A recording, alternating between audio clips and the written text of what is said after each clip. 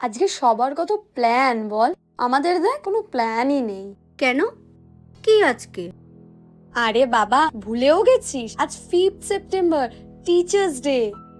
ও হ্যাঁ, তা প্ল্যান নেই কেন তোর? আমাদের স্কুল লাইফও শেষ, কলেজ লাইফও শেষ, কিছু শিখিও না, কোনো টিচারও নেই। আরে সব থেকে বড় শিক্ষাগুরু তো তোর বাড়িতেই আছে। কি? কেন? যারা আমাদের ছোটবেলায় অ ক খ শেখানোর থেকে শুরু করে বড় হয়ে মানুষ চেনা অবধি শিখিয়েছে, নান অফ দেম। মা বাবা। এক্স্যাক্টলি। আমাদের জীবনের প্রথম শিক্ষাগুরুদের জন্য কিছু কর, তাহলেই তো হয়ে গেল শিক্ষক দিবস পালন।